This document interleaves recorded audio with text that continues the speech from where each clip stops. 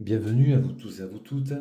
Donc, je vais vous répondre à cette question au travers des cartes. Est-ce qu'il m'aime, oui ou non?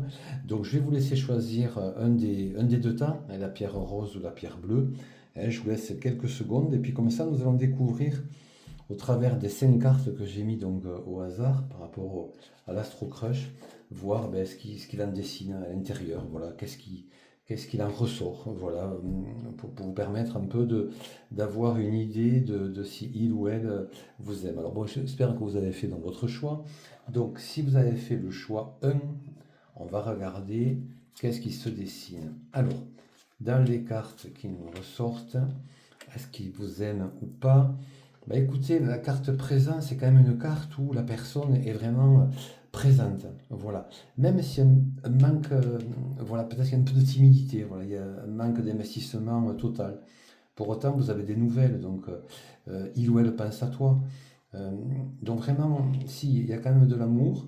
Mais voyez, donc ces 3 cartes sont vraiment très positives, hein. La carte du présent, la carte des nouvelles, vous avez soit des nouvelles, soit peut-être vous ne vivez pas spécialement ensemble, mais bon, vous êtes vraiment en lien constant.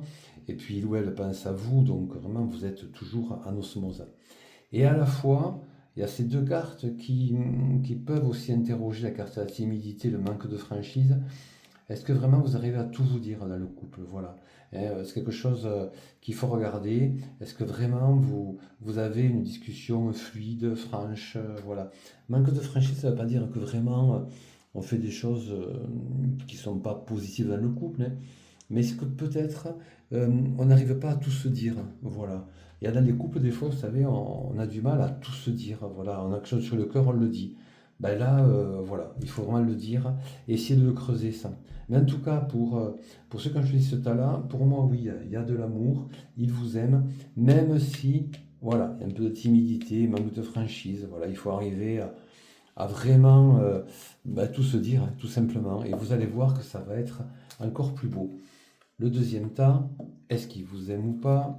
Alors, on y va, peur de l'engagement, le risque et l'addiction. Ah, là, c'est un peu plus compliqué. Là, on est dans une situation où il y en a un des deux qui a peur de l'engagement quand même, hein. Donc là, attention, il demande de l'aide. Il se pose des questions, il en parle autour de soi, vous voyez, attention, parce que quand on a la carte de l'aide est influençable, ça veut dire qu'il peut y avoir des personnes extérieures qui peuvent influencer cette décision. Voilà. Donc oui, je t'aime, mais attention, il y a quand même il y a la carte du risque, hein, la peur de trop s'engager. Voilà. Est-ce que cet amour, c'est un amour qui va durer dans le temps? Là, si vous avez choisi ce tas, attention, hein, bâtissez-le, travaillez-le, voyez si ça vous parle, pourquoi. Actuellement, il y en a un des deux qui a peut-être un peu peur de l'engagement, qui se met un peu en retrait, hein, qui a peur du risque. Il y a l'addiction, mais est-ce qu'il n'y a pas quelque chose, un troisième élément dans le couple? Parce que quand on a l'addiction, c'est bien qu'on n'est pas deux dans le couple, on est trois. D'accord? Voire quatre des fois, parce qu'on peut avoir chacun une addiction. Et donc il faut conjuguer avec. Ça peut être le travail, ça peut être plein de choses. L'addiction, c'est pas forcément que l'alcool, les mauvaises choses. Ça peut être le travail, ça peut être les amis, ça peut être la télé, ça peut être un sport. Voilà. Donc il faut arriver à combiner avec. Donc ça, attention, il faut vraiment le traiter, ça, l'addiction, hein. Et la peur du risque, la peur de l'engagement, ça, il faut le travailler aussi. Ça peut être au travers de discussions, peut-être même se faire aider, voir pourquoi. Mais en tout cas, il faut se poser la question. Si vous sentez que l'autre a des freins, allez-y, mettez le pied dedans, mais posez la question. Est-ce que tu as un peu t'engager? Est-ce que tu as des risques? Comment tu vois l'avenir? Comment tu te vois dans quelques années ensemble? Voilà.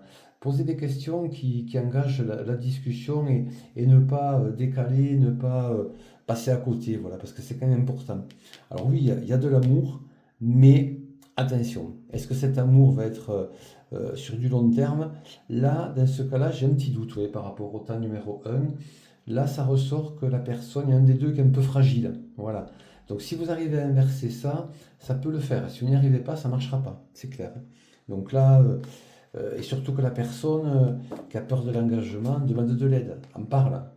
On parle des amis, au travail ou ailleurs, et peut être influençable. Donc, il peut y avoir des personnes autour qui voilà, se posent des questions, et du coup, voilà, vous voyez ce que je veux dire. Il va y avoir à un moment donné une décision à prendre, en tout cas.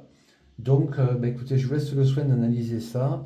Revoyez la vidéo par rapport au premier tas également et voir par rapport à ce que vous avez choisi et surtout euh, par rapport aux cartes qui sont sorties. J'espère que ça va vous aider à aller encore mieux dans le groupe et puis surtout que ce soit vraiment, je vous souhaite que du bonheur en tout cas, que ce soit très bien. À très bientôt.